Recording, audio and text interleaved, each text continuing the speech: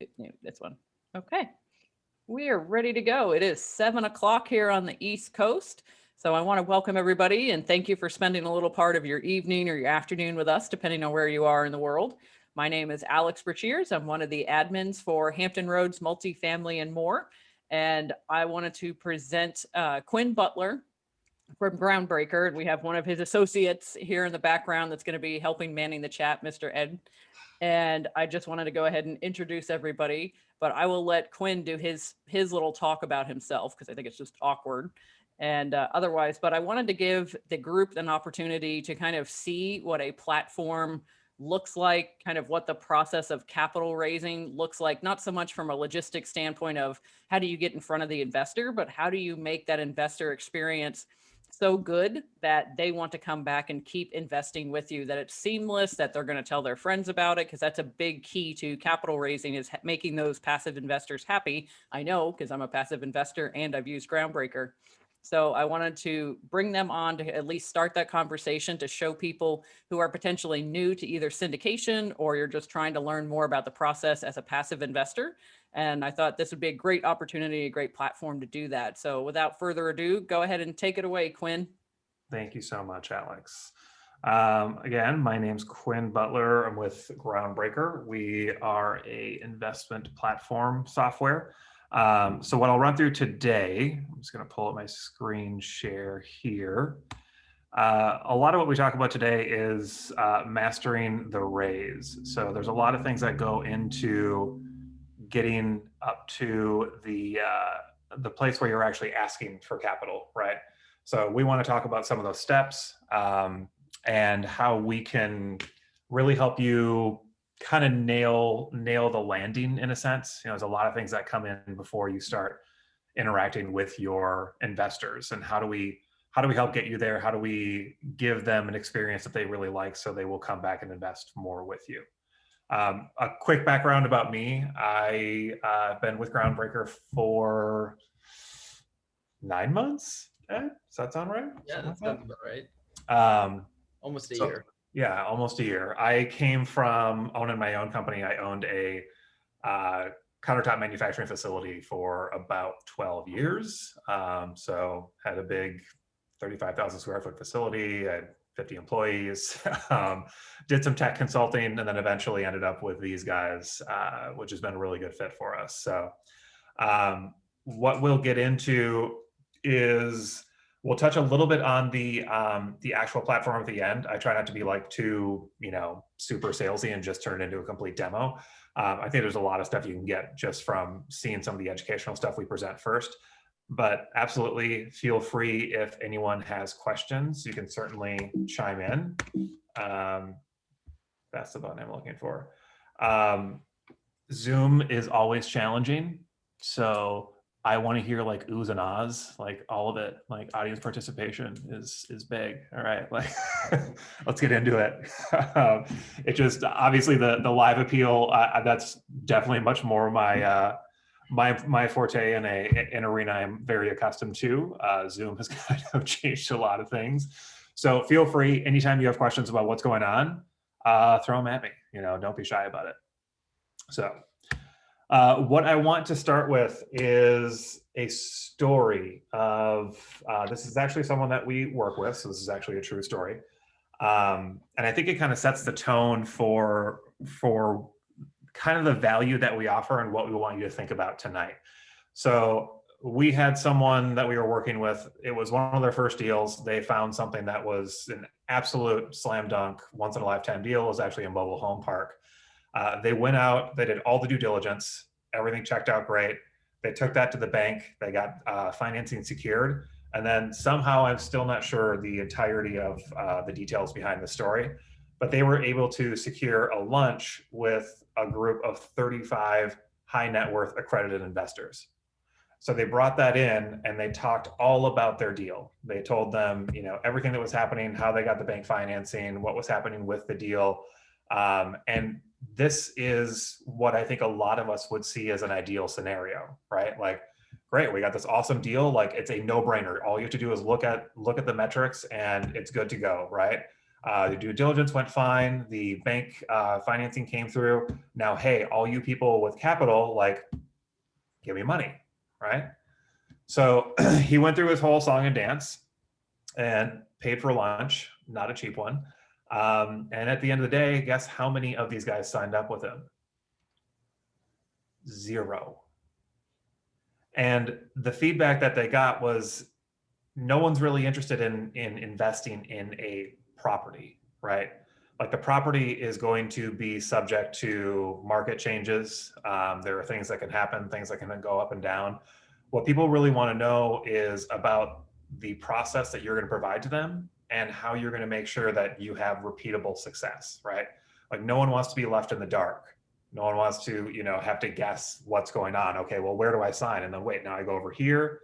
And a lot of it when we think about real estate syndication, the general way that we see it happening is you find you go through the entire due diligence process, all this other stuff, you find these investors, and the agreement that somehow we've all agreed to is like, hey, you're going to give me money, and then every 3 months, I'm going to give you a check back and a piece of paper with some numbers on it.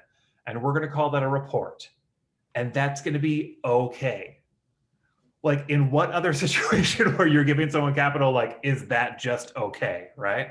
So there has to be a better way to think about that to provide them with a better experience overall. And that's really what we kind of focus on at Groundbreaker. So the thing that happened here is what we refer to as tripping at the finish line, okay? We didn't focus on things like building a process, experience building. When we break this down, we think of experience building as building a roadmap, making it very clear as to where your investors are going, closing the education gap. So figuring out the most effective way to get them up to speed on why this is a worthy property to invest in, or you are a worthy person to invest with, and eliminating the dig. That's more post fundraising, but you don't want to go radio silent after you take someone's money. So how do you kind of keep them engaged and then also make it so that if they are looking for something, a K1, a signed doc, whatever it is, make it really easy because that eliminates a lot of time, for you having to manage a back office, okay? So what I want to do is kind of go back to the beginning of the real estate process, right? Real estate syndication is hard. I don't know if any of you guys know that. It's kind of this weird thing that we're all learning about, right? It's not an easy business to be in. There is the property search, which is a whole thing by itself, right? The due diligence, like a lot of times that sounds really glamorous, like you're looking at some spreadsheets and real estate's such a fancy thing to be in. Well, tell that to yourself who was in the crawl space with that family of raccoons last week, right? Like, it's not all glamorous, right? There's a lot that goes into this that is a lot of dirty work effectively, right? Then you get into the bank financing. And bank financing is always a trick because they want pretty much everything you've ever written your name on, they want access to that, right? Anything that this property has done, every bill, every rent roll, everything, they want to see everything because that is going to help them determine whether they're going to underwrite your deal or not. So they over ask, right? After you get through that, say you get the financing you're looking for, you feel so vindicated because you just went through the ringer, and that is a very difficult ringer to go through because it's very invasive, right? So you finally get your bank financing and you're like, yes, I win, right? I came up with everything I needed to do to convince a bank to give me a ton of money. And then you think, okay, now I just have to find the investors. Now for investors, you're thinking, okay, if I was able to convince a bank to give me money, it should be really easy to convince investors to give me money as well, right? Because I have all of this information that I just gave to the bank, right? And then what happens? Well, generally what happens is this. You blast these poor investors with just mountains of information that you use for the bank, and it was relevant to the bank, right? And you put together these presentations and you throw all of this data at them. And I don't know about you, but when someone throws this much at me, I forget how to read. Like I'm probably not alone, but I see all that and I'm like, wow, reading's a hard thing today. So what generally happens is this ends up turning into massive amounts of phone calls, right? And these phone calls all sound exactly the same. It's, hey, Alex, I got your email and I read through it. No, I didn't. I read the first 3 sentences. Okay, right? Like, now tell me about it. Okay, which means read everything to me. Like, explain why this is a good deal. Why should I be giving you capital, right? And in your mind, you're thinking like, I gave you literally everything. Like, what else could you need? I gave you so much information. It should be really obvious that this is a great deal. It's a slam dunk. And in their mind, they're like, I don't even know where to start. I don't do this every day. I didn't have to go through that same process of finding this stuff and dragging it to the bank like you did, right? So it's a very difficult process and it creates these phone calls, right? But it's not just the one phone call. Every single investor you send this to, or the majority of the investors you send this to, are, if they're gracious enough, they will call you and then you have that exact same conversation, damn near word for word, over and over and over and over again.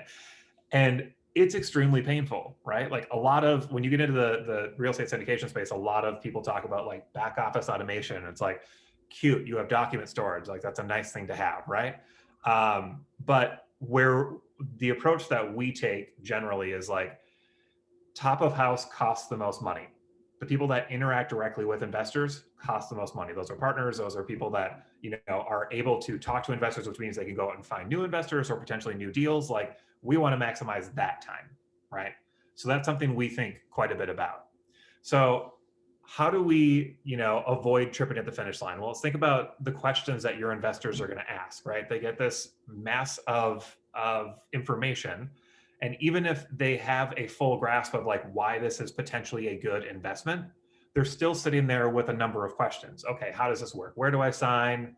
How do I fund? I assume I'm getting like reports and distributions and things like that. Where do they come from? How do they come to me? Is it all via email, right? And generally, you get an email with 90 documents attached, right? And then like the signing process is like, oh, okay, well now come create a login and do it on DocuSign or HelloSign or something, right? Then how do I fund? Okay, well, like mail me a check. And it's just like this very disjointed sort of process. And it's so much work that as an investor, you're like, man, this better be a great return because this is a pain, right? Like, this is like pulling teeth trying to work with someone. And a lot of times my general stance is like, hey, if I'm asking someone to give me money, I want to make it really easy for them to give me money, like, like, hey, give you money. Yeah, I want to give you money. Awesome. Cool. I'm going to light this hoop on fire. And then you're going to jump through this one. Like, let's not do that. Let's try and make it as simple as possible. So what we want to think about first is building a roadmap. Okay. Start at the beginning. That's a fine piece of writing there. But really start to think about your interaction in the beginning with your investors. What do you want to get across to them? Start thinking about your elevator your pitch. Like, try and boil everything down. And everyone kind of does a good job with like, I invest in 32 to 34 unit homes in this area. Like, everyone has that same one. Like, get over that. Like, that's the property that you're investing in, right? Invest in your brand first. Talk about what you do and how you do it, what sets you apart. Because again, like the property itself, like, first of all, people aren't going to look that deeply into that and see if it's good or not, because they're not going to understand all the metrics behind it, right? But they can look at your brand, right, or what you're doing and figure out if you're someone that they want to work with, okay? Next thing is really articulate clear process and expectations. Like, lay everything out step by step, be super out front about it. This, in my opinion, should be one of the first things you talk about when you go to investors, right? Like, hey, I look at these type of properties, but that's just kind of what I do. Here's how I do it. This is why you want to work with me, right? A lot of times we just get too caught up on the property itself. The next thing I want to talk about is closing the education gap, okay? So we have the processes in place and we let the investors know this is what you can expect from us. This is how this is going to go. It sounds like a really great deal for everyone, okay? What's the next thing? Well, now we have to kind of get all of that information over to them. We need to show them that this is a great property. We need to show them that this is a great way to invest because of the very specific way we're doing it or our process or whatever it is. So we want to think about closing the education gap, right? generally you send them all this information, they come with a bunch of questions, then you talk to them, they come back with more questions, you talk to them, they come back with more questions, until finally it's like beat to death, and then hopefully they have some clue of what's going on. So what I say about closing the education gap is prep like it's a TED Talk, right? If you think back to that wheelbarrow of documents that you had at the beginning, like that's generally how a TED Talk starts. If you think about all the academic papers and textbooks and everything that went into actually talking about this, like there is a mass of information that had to go and be synthesized down into something that was a 10-minute video that someone can understand, you know, some idiot like me, right? So prep like a TED Talk. You have all this information, really try and synthesize it down so that it's very digestible and easy to understand. Next thing is develop your vernacular. This is also part of your branding, right? How you refer to things. If you have, you know, a specific way of speaking or a specific way you refer to things, it helps kind of envelop people in your way of doing things, and it makes them feel a lot more comfortable with you. So if you have little catchphrases, don't be Guy Fieri, but like, you know, if you have like little things, you know, try to like incorporate those in, because the more they understand, like, you know, this is the process or whatever it is that you always come back to that like holds you to a standard, that's really comforting to them, and it helps build your relationship faster. Next thing I talk about is video everywhere. There are a ton of great tools out there. One that we really recommend is called Loom, Loom, that will record your screen and you at the same time. So if you're like walking through your deal on your screen, pretend like the investor's sitting next to you. You get to walk through in detail and have that conversation.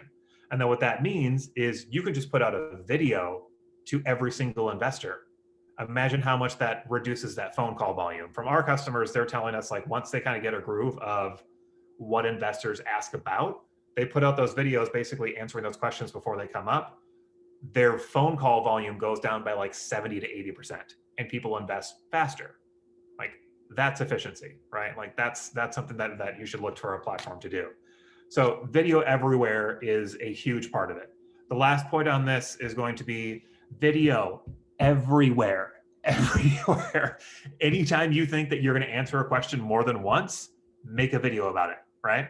Like if you, I'm a big fan of doing like intro videos of, you know, talk about some of the things that I'm talking about here. Like we build a lot of these things so you can take them from us and use them yourself. So talk about the old way of syndication and the expectations that are set up, and how screwed up that is, right? And like how your process is going to be able to change that and give them more transparency, et cetera. Make a video that's specifically about that. You can do property level videos. You can do drone videos. You can do property walkthrough videos, right? You can do update videos. Everything you do, video can make it that much more effective. It's the best way we know of, or we have come up with, for like knowledge transfer from one brain to the next, right? So really utilize that. There's a lot of great tools that are not expensive and really easy to use. So we are big proponents of video, especially when it comes to the platform. And then the last thing we want to talk about is eliminate the dig, right? So the only thing worse than that barrage of emails that you get, you know, to your investor that makes them feel like they just got buried, is going radio silent after they give you money, right? Like that's a really comforting feeling. Like, oh, here's $100 grand, and hello, like you don't want that. So the first thing you want to do is set up clear expectations of what's going to happen afterwards, right?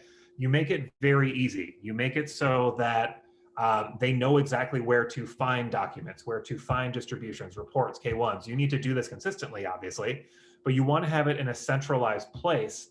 So whenever they're asking for something, it's really easy for them to just jump in and grab it, right? 90% of the questions that you get post-raise are, where's my K1? Or where's that document I signed? Or what happened with that distribution report? If you can answer 90% of your questions with something like, oh, log into the portal or log into whatever our centralized, you know, repository is, like that saves you a lot of time and gives them a much better experience overall. Okay. So just to recap, so we're talking about building a roadmap, closing the education gap, eliminating the dig. This is not light work, right? Like this is something you actually have to put some effort into and really think about like how you're progressing your investors through that. But let's say you get through all that, you really have a great plan laid out. Now what, right? Like, why do we do this? What's the point of this exercise? Well, what we try and stress is that your process becomes part of your brand and gives you a huge competitive advantage, right? If you look at you versus, the other 3 syndicators in your area, generally speaking, everyone's offering the exact same returns, right? With like very minute differences. So are you going to go out there and try and win on my returns are better, or my numbers will be more consistent and my property is going to hold up better? That's a risky proposition, right? Then you're letting the property kind of win in that situation, and you're taking the control out of your hands. But if you build a process and you go out and you talk to your investors and you say, hey, listen, why do you invest with me? Because here are the type of properties I invest in, and here's why I see the value. But enough about the properties. Here's why you really invest with me. I have this vetting process, right? This is how I make sure I get good deals. This is how I make sure that I get good financing from the bank. And then from there, when you work with me, here's what you can expect. You can expect transparency. You can expect seeing my face on video explaining things to you, as opposed to just like 90 attachments to an email. You can expect throughput. So if, like in our example, which I'll show you in a second, like in Groundbreaker, you can walk people step by step and it's all in the same window, all in the same tab. It's not like, hey, jump over here to email, now come back and sign into this thing to sign documents, and then come back over here to see this, and then come back over here to fund, and then your K1s are going to be in an accountant's repository, so you have to like create a login for that. Like it creates such a disjointed experience. And what you want is obviously repeat customers and people that will like tell their friends about it. So what we want you to think about is selling your process, not your project, right? Like that's kind of the big take home here, is like build your process and start selling based off of that. That's the thing that's going to set you apart from other syndicators, not your projects. Your projects are always, everyone's going to look at those as similar, like, oh, you're in a similar area, it's a similar amount of units. Like, okay, what do I know as someone who invests in real estate, passively? Like, I don't know. I'm not going to go down there and, have the greeting with the raccoon family with you. Like, no, I'm just going to be like, hey, tell me where to sign, or, why is this a good thing? What do you have? How do you provide me with transparency? So there's a few things we do internally. And you can kind of do this on your own in a sense as well, if you don't have a platform. But everything we do, we try and take and kind of harness the power of social media in a sense, right? Quinn, can I stop you just for a second? Yeah. I don't know what happened, if it's just me, but you sound a little robotic. Like you went a little Wall-E on us. The voice was fine, and now it's a little robot. I don't know if anybody else is experiencing that. Is it still? It's a little bit better now. A little bit better? Yeah, you're still a little Wall-E. So maybe I just broke into character for a second there. Is it any better? Or is it still like? You're still, at least to me. I don't know if anybody else is hearing it. I'm hearing him just fine right now. Okay, so maybe it's just me. So continue on. Sorry, Quinn. Great, Alex. What? Just trying to throw me off here? What is that? What is this? So I don't know. I'll try to translate into robot as well, so you can still keep up. But what we try to do is both in the deal room and then in our reporting, which is something that's coming soon, we try to take like a social media type of model, like a social media feed, right? So as you're building a deal room, you can build out all the details, right? You can put in videos and pictures and documents, et cetera, and financials. You can put in everything you want to there. And the intent is that as the raise goes on, you can continue to add to that, right? So if someone calls in with a question, or 2 people or 3 people call with a question, well, you know that they're probably not the only 2 that want to know the answer. So record a quick video about that and just put it right at the top of the feed in the deal room, right? Or if like you pull permits or you get something approved or whatever it is, you can just keep adding to that, and it just helps them show progress. Like we're not just investing in this like stagnant thing, we're showing something that's actually moving. And on the reporting side, it's very similar, and I think even more effective, because especially if you're doing a value add property, you're going to be able to show them like, hey, we just redid the lobby and here's a new desk and the light fixture and we redid this wall or whatever. And you're just doing like a quick little 30-second, walkthrough video on your phone. But what does that say to the investor? To the investor, that says, I'm really accustomed to just getting like a piece of paper with a bunch of numbers on it, and that's all I know.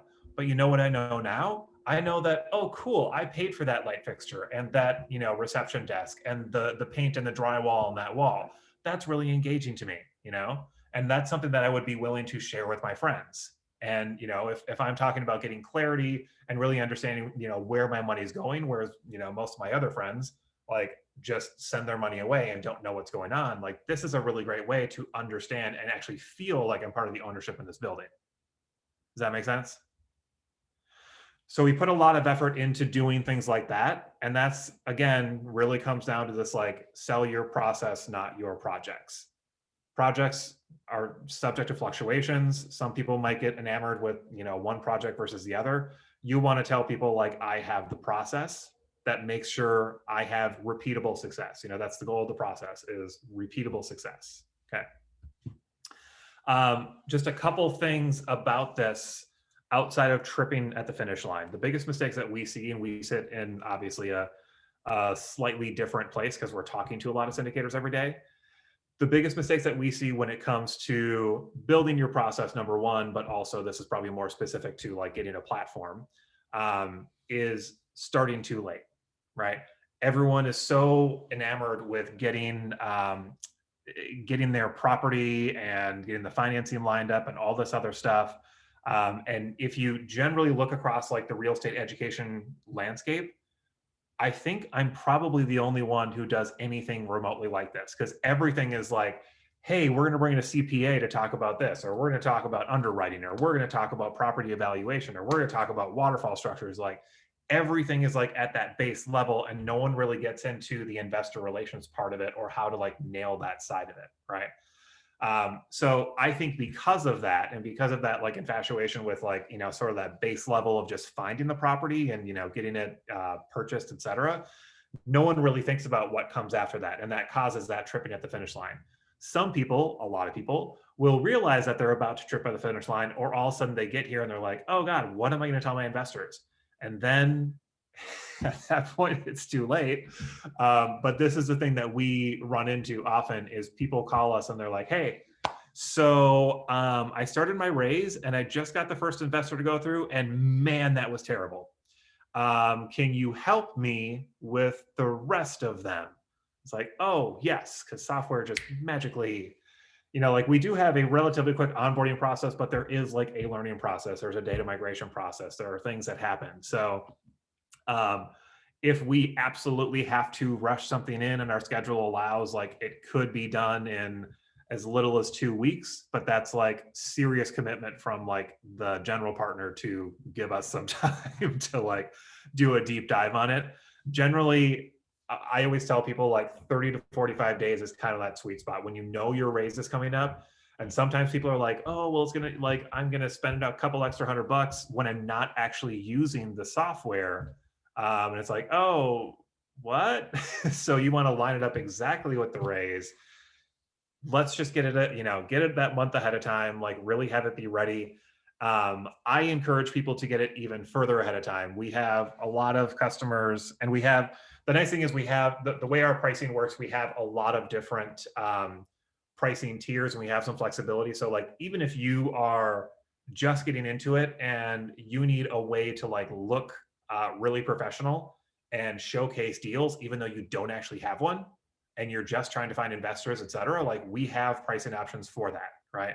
You can like build things, you can put them in teaser modes. They don't even have to be real deals. Like we can help you build things that look really legit and invite people in. And that just generates interest and shows people like, hey, here's what I'm doing. So you build like a not so legit deal, you know, that you're not actually interested in investing in. And then you put a video on there like, hey, this is like how my deals work. I make videos like this.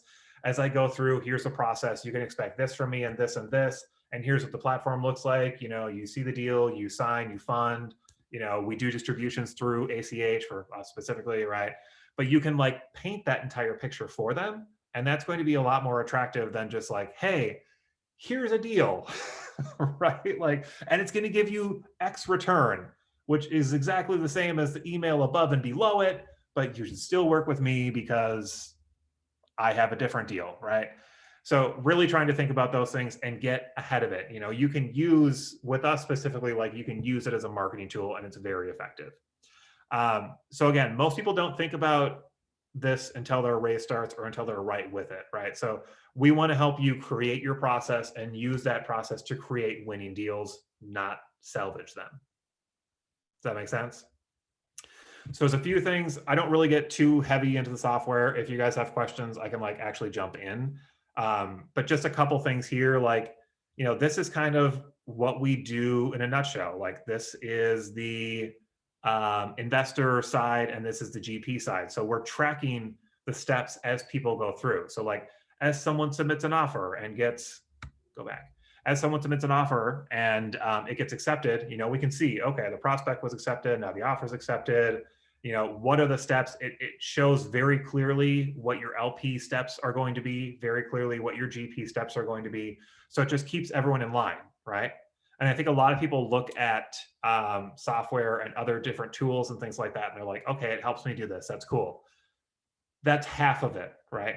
Like the functionality is half of it. The fact that you can take it and sell that is the other half, right? So everything that's offered or whatever you pick up from us, from whatever processes you end up creating, whether it's with us or not, like think about how that benefits your LPs and make that part of your process and sell your process.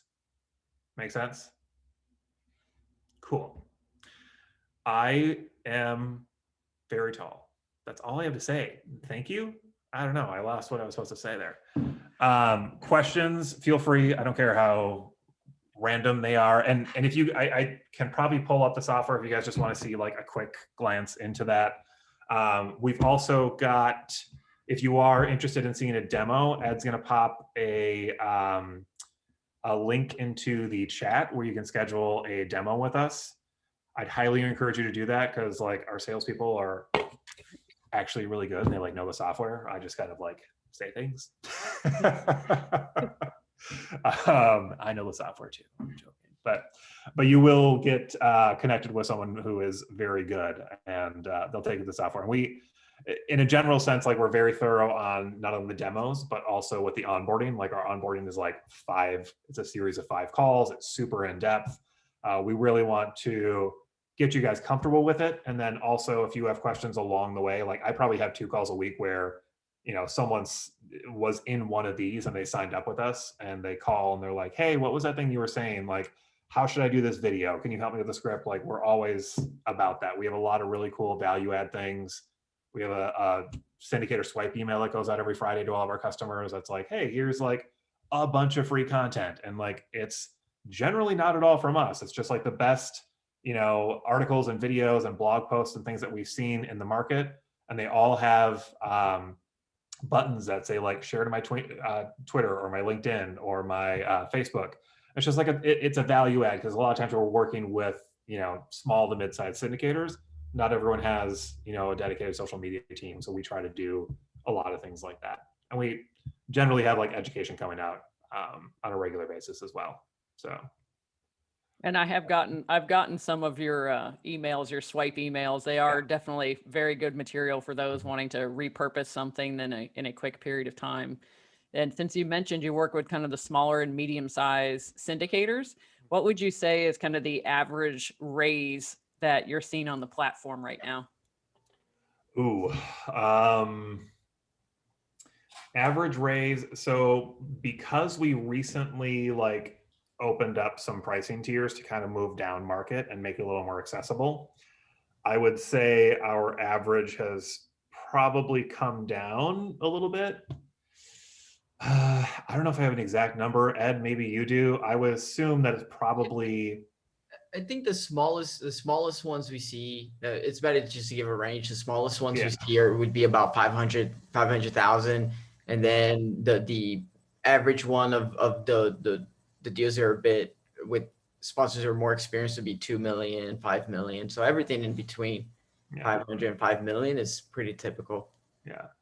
And we have some people that, I think we had a couple of people sign up this week that their first raises, one was 2.5 and one was 400K. So it's, and again, we have a lot of different price points to try and help with that. So like, even if you don't have a deal, and again, I want to stress that like obviously I think it's a good idea to sign up early because I work there, but I do think it's a good idea to like get in there early. Even if you don't have a deal, like do a demo and talk to the salesperson and be like, here's my situation. You know, what we're trying to do is with some people who don't have deals coming up for a while, you know, we're getting more and more of those people. So we're like considering how we could potentially work out a program for that. So, you know, maybe you can be part of something that we're kind of testing out. So I would say definitely like call in, take a demo, see if it's a good fit.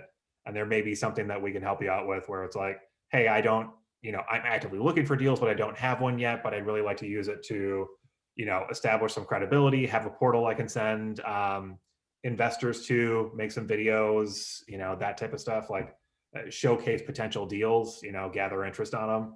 Like, well, we're trying to get creative on some of those things. So like, don't be shy or think it's like I mean, we have a lot of enterprise level people as well. Like it's a super scalable software, but I mean, you get a ton of run out of it on the lower end. So, I mean, it's kind of like a paid trial. Like it's pretty cheap for what we offer it. So I would say that is true. It's very scalable. It'll do 4 and it'll do, 40, I think just equally as easy. What do you think the average number of passive investors that any particular syndicator on your platform is kind of keeping track of at any given time? So that's going to be a big range as well. If we go toward the lower end, I would say 3 to 6 is probably about the average, you know, for those guys that are like, they know they want to do it, but it's like they're going to do a friends and family one first, and then they have some other ones lined up for later down the road. Like, I think it's a really great, like, you know, kind of test case for that. So 3 to 6, but I mean, obviously we have some on the other extreme where they have thousands, you know, so is there a reason? I was just thinking from the perspective of, like you mentioned, if one person has that question, you're going to have that phone call over and over and over again. And if someone hasn't done a syndication and really realizes exactly how many times you might end up having to repeat yourself. I mean, if you get, say, 80 people that do a soft commit, for example, maybe 40 of them will actually end up, getting over the finish line and actually funding, whatever portion of the deal they're funding. So you potentially are having this same conversation with people if you choose to do it one-on-one with 80 different people versus, just uploading a video and explaining the process and having all of that kind of be at the forefront. I think it saves, that kind of underscores how much time it can save an operator, or even someone like you mentioned that's building out their prospective investor database. If they don't have a deal in the pipeline yet, but they want to go out there and start making those connections, that's just kind of speaks to how much time that can actually save an operator. So I was trying to give them a perspective of, well, how many people are actually usually in these deals? If it's only 3 or 4, yeah, that's no big deal. I can have 3 or 4 of the same conversation. But if you start scaling up, that's a much more conversation to have if you're talking about even 20 investors. Right.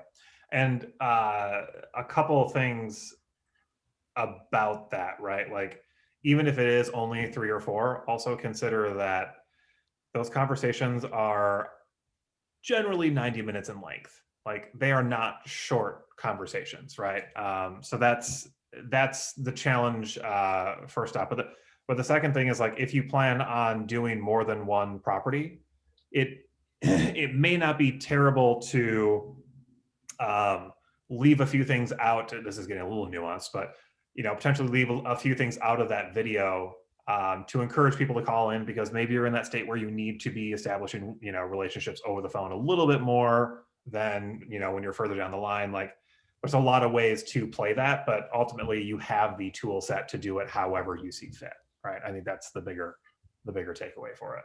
So yeah, absolutely. If anybody has any other questions, feel free. You can either unmute yourself. Quinn won't bite, and even if he does, he can't reach you because he's in Chicago.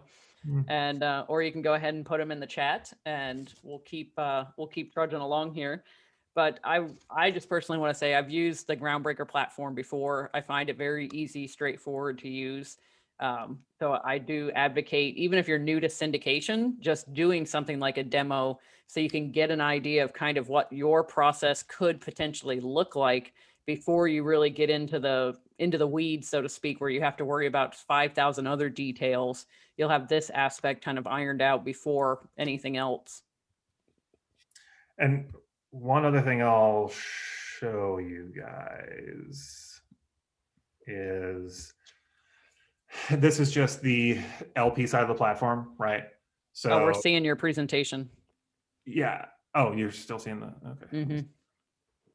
Let me see Zoom. Let's try this. And There we go. cool. Are you seeing hi, Kevin? I'm seeing hi, Kevin. Oh, Kevin's great. So this is what your LP see, right? So like this is one of the things that I think about, like from an optics standpoint, this is probably one of the more important things. When you have a portal, it gives you a lot of credibility, right? When they first log in and they see something in there, that gives you a lot of credibility, right? So when someone first logs in, this is, you know, a demo account, so we have it built out a little bit more, looks a little bit prettier, but this is generally what they're going to see. So we have their metrics, pretty straightforward: committed, contributed, total distributions, what the return multiple looks like. They can see their active investments. Up here, they can see their documents, their investments, their offerings, etc. So it gives them a really great place to kind of get in and find things, right? So we talked about like locating K1s and all sorts of things like that. Well, okay, everything's stored in documents, and they can sort it by the category that it's in, or the investment specifically, or the investor account that they invested with.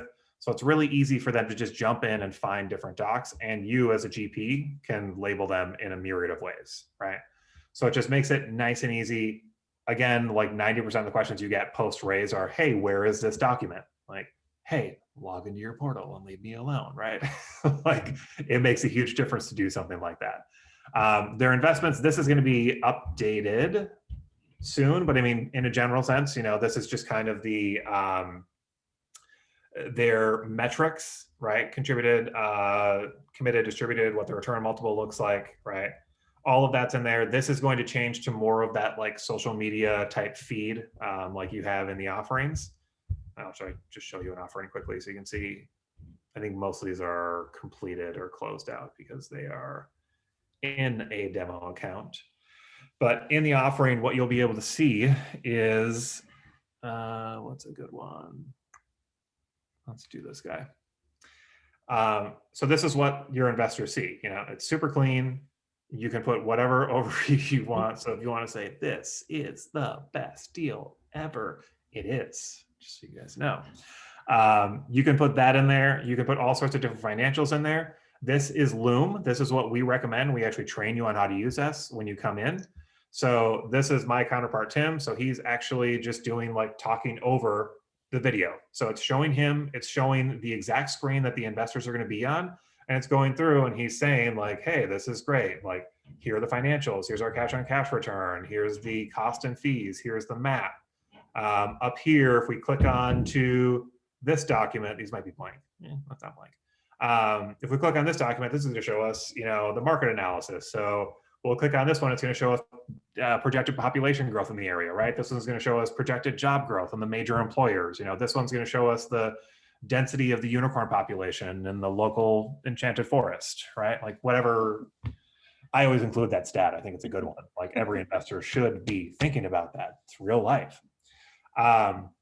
But they can also jump in here and see photos as well. And everything, as you'll notice, is pop-out preview, right?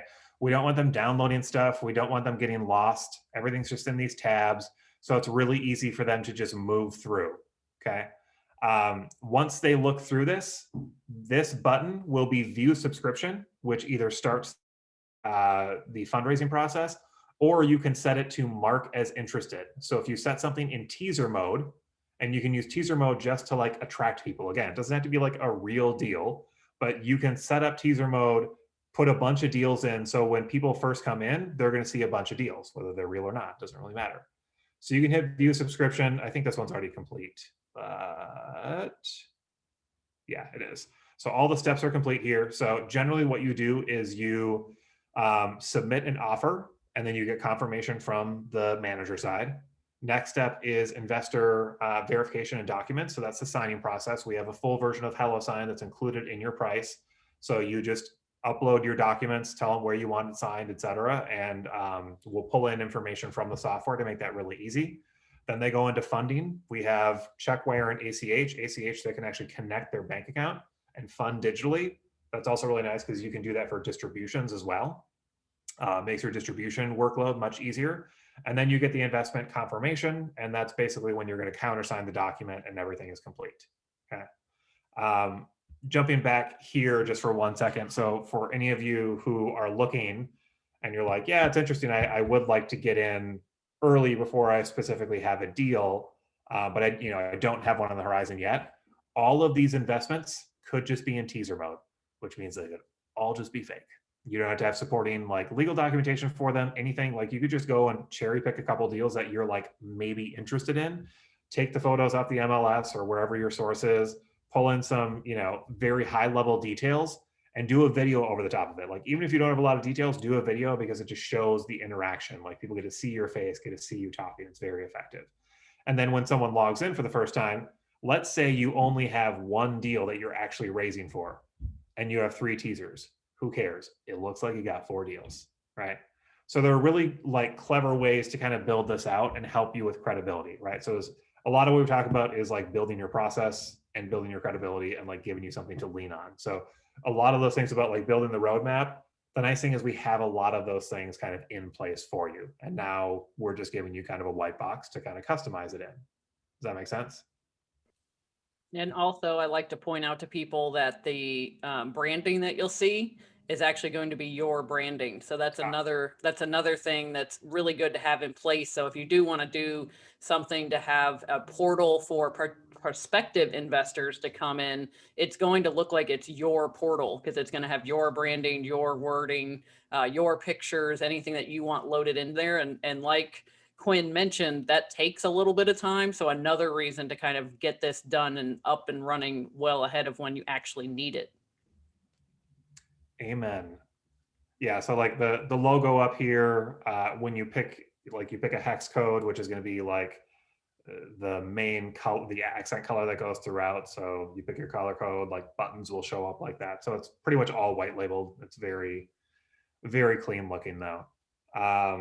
While we're on here, I'll also show you like just sort of our commitment to tech support. We do a very extensive onboarding process when you come on. It's 5 different phone calls. We get very deep. We talk about how to set up everything in the software. We do a call that helps you prep for inviting investors into the platform. So we talk a lot about that and some strategy.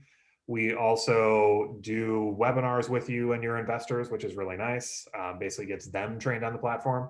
And you also get handed to a customer success manager. So that person is like your point person and you can schedule intervals with them. So like, hey, call me every 2 months or like have something consistent. So anything we have questions on, we can just discuss at that time. Or, I really like to encourage people, like if you have an event coming up, if you have a distribution or if you have a raise, schedule a time around that so that when you have that talk with that person, it's a really nice refresh and they can walk you through things if it's, been a minute before you've done it.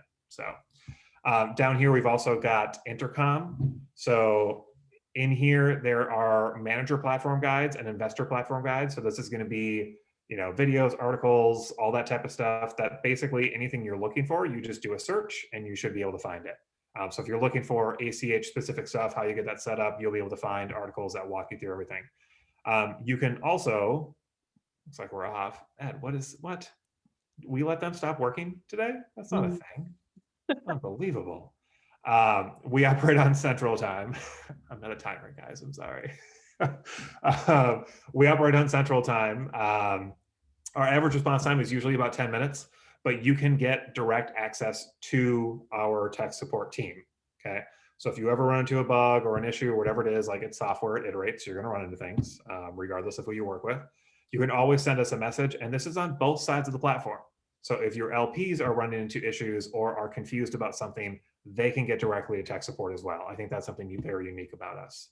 So We can't obviously answer any investment related questions because A, what the hell do we know? And B, all we see is encrypted data anyway, per like our compliance. So yeah, your data is certainly safe on there. So. And then we did have a question come in from Tom. He says, do you assist syndicators who specialize in social capital, green bonds, etc.? I can take that one, Quinn. Yeah. Hey, Tom, thanks for the question. So our focus are on, syndication of properties. However, we have at times worked with people doing different things like deeds, trust deeds. So it's, I would say in order to figure out if that's going to work out for you, you would want to look at the details with somebody on our team to really figure that out. I mean, it is a possibility, but we would want to make sure that you're happy with what's in here. But I do think it might work. In a general sense, we have a little more varied use case than one might imagine. Obviously, this kind of started out as a single asset syndication specific, but we have a lot of people using it for funds. We have a lot of people using it for development as well. It's sort of a wonky fit, but works pretty well with a couple workarounds if you're a developer. We have people using it for like raising capital for Amazon storefronts. We have someone that raises capital or sells maritime Shipping, shipping space on a route between Delaware and Greece. He's based in Greece. So it's basically, if you're raising capital around an asset and you need to like showcase it and get signatures on it and collect capital, like the software is very flexible. So I would assume, Tom, that like if you schedule a demo with us and talk to our team, like we could. Yeah, we're like very straightforward about like whether things are right. I was going to add that grain of salt because we don't want there to be a bad fit. So there are people doing, very few people doing like these individual odd cases. So it is possible, but we want to make sure that you're going to be well served by it before you make a decision to use it. Yeah. And in a general sense, like you'll hear, we're just, I think, very straightforward generally, especially on the sales side. Just, if there is a functionality that's in the works or, you have suggestions, like we try to take those things in. Sometimes you may look at some things that we have and be like, oh, that's different. Like the competitors say that they can do this, right? Like email marketing is a good example of that. A lot of people ask us about email marketing and we are like, no email marketing. Like you can send mass emails from our platform, but that's as far as we take it. We will not call that email marketing. Email marketing is something that like, a MailChimp or a ActiveCampaign has, right? And the reason there's a difference is they have algorithms to make sure that your deliverability rates don't turn into, I think the technical term is a dumpster fire. So you don't want to get blacklisted. You don't want everything going to spam, especially when you're trying to send deal invites or, distribution updates, et cetera. So we don't play that game. Some of the competition says like we have email marketing, which means they have like a cute template builder and they can send mass emails. That's not email marketing in our anticipation. So there are things like that where when you ask us about it, like we are very straightforward about here's why we have it and here's kind of our thought process behind it, So in a general sense, we try to be as upfront as possible because like Ed said, we really appreciate having good fits as customers.